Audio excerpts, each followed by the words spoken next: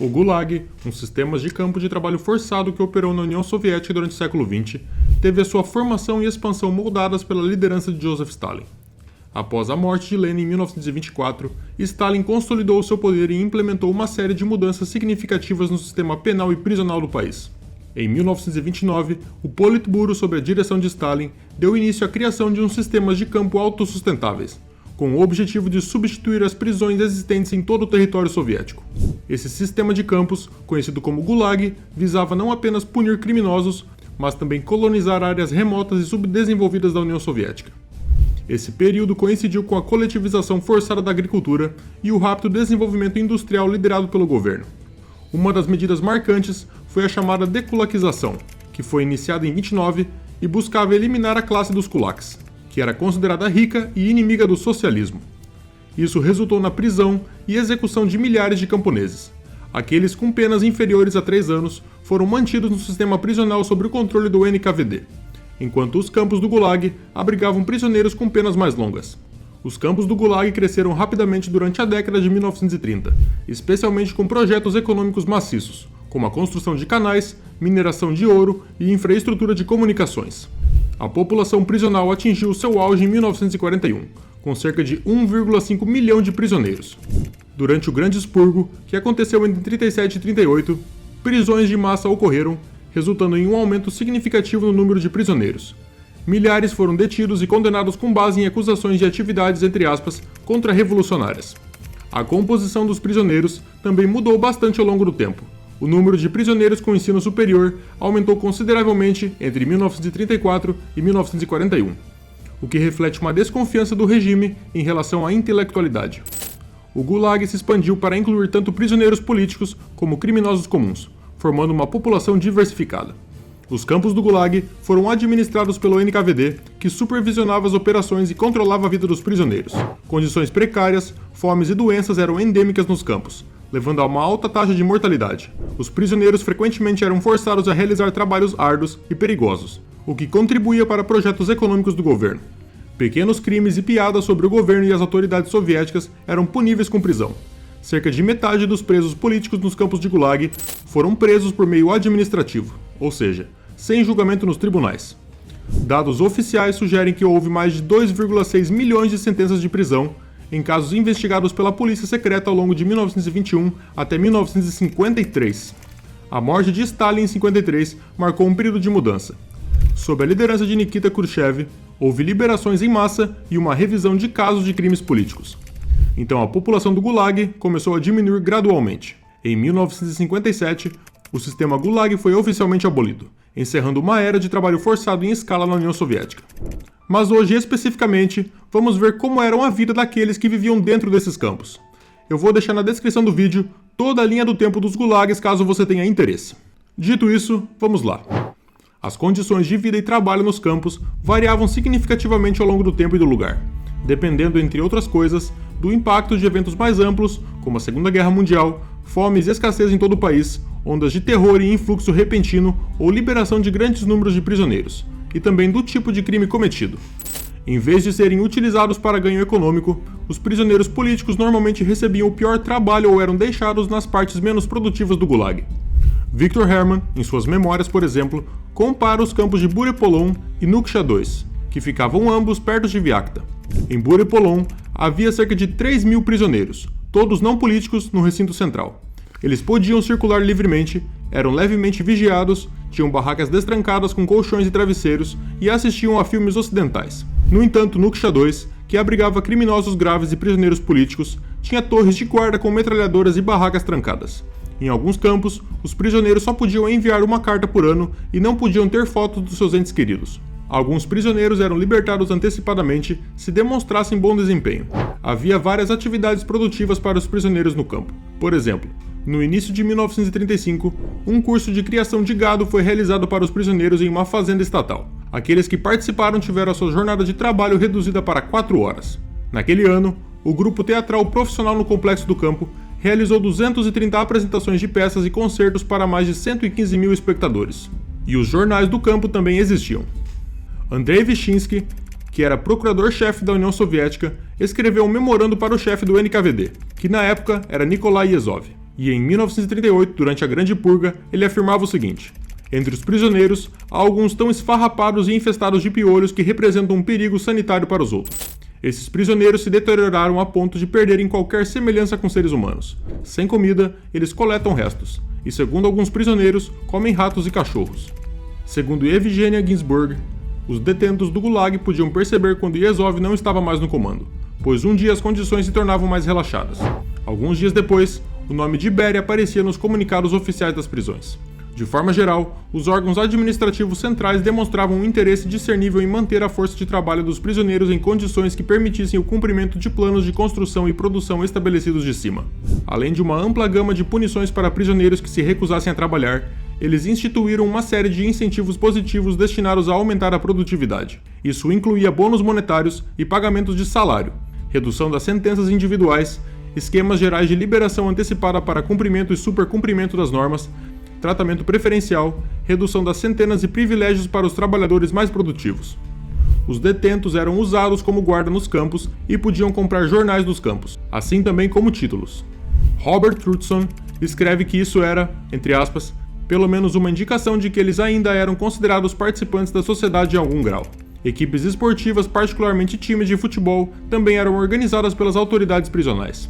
Boris Sulin, um ex-prisioneiro que havia trabalhado no campo perto de Magadan, quando era adolescente afirmou o seguinte: eu tinha 18 anos e Magadan me parecia um lugar muito romântico. Eu ganhava 880 rúbios por mês e um subsídio de instalação de 3.000 rúbios, o que era uma quantia enorme de dinheiro para um garoto como eu. Eu consegui dar um pouco para minha mãe. Eles até me deram filiação ao Komsomol.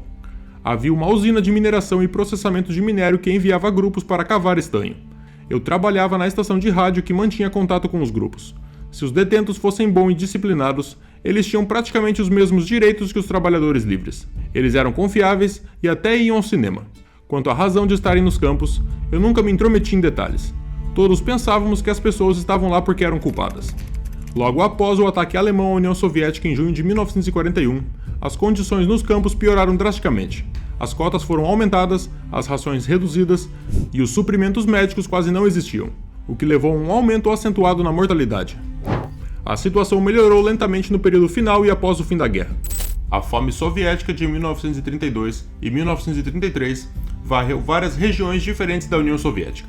Durante esse período, estima-se que cerca de 6 a 7 milhões de pessoas morreram de fome.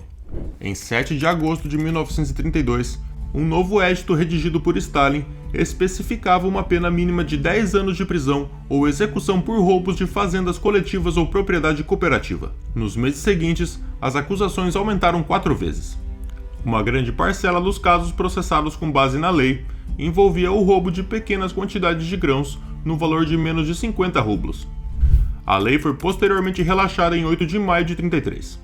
Em geral, durante a primeira metade desse ano, as prisões viram mais detentos entrando do que nos 3 anos anteriores combinados. Os prisioneiros nos campos enfrentaram duras condições de trabalho. Um relatório soviético afirmou que no início de 1933, até 15% da população carcerária do Uzbequistão soviético morria mensalmente. Nesse período, os prisioneiros recebiam cerca de 300 calorias de comida por dia. Muitos detentos tentavam fugir, o que causou um aumento em medidas coercivas e violentas. E os campos receberam ordens de, entre aspas, não poupar balas. Os condenados nesses campos estavam ativamente envolvidos em todo tipo de trabalho, um deles sendo o corte de madeira. O território de trabalho do corte de madeira apresentava-se como um quadrado e era cercado por uma área de clareira na floresta. Assim, todas as tentativas de sair ou escapar eram bem observadas das 4 torres posicionadas em cada um dos seus cantos. Os habitantes locais que capturassem um fugitivo recebiam recompensas. Também é dito que campos em áreas mais frias estavam menos preocupados em encontrar prisioneiros fugitivos, já que esses morreriam de qualquer maneira devido aos invernos rigorosamente frios. Em tais casos, prisioneiros que escapavam sem serem baleados muitas vezes foram encontrados mortos a quilômetros de distância do campo.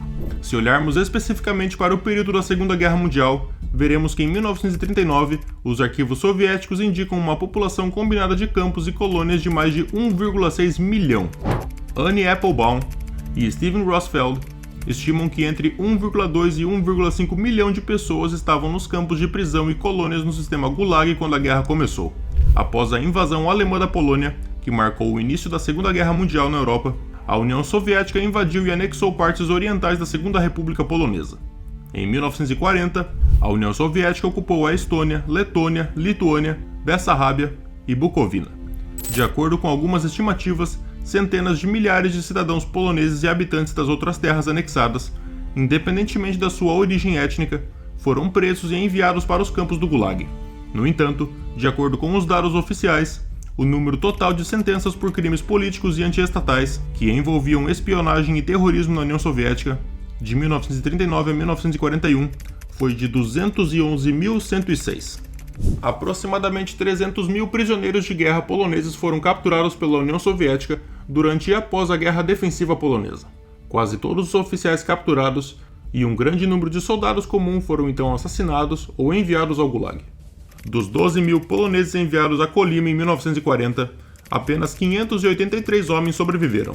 Dos 80 mil evacuados reunidos na Grã-Bretanha, apenas 310 voluntariaram-se para retornar à Polônia controlada pela União Soviética em 1947. Durante o que hoje a Rússia chama de Grande Guerra Patriótica, as populações do Gulag declinaram acentuadamente devido a um aumento acentuado na mortalidade entre 1942 e 1943. No inverno de 41, um quarto da população do Gulag morreu de fome.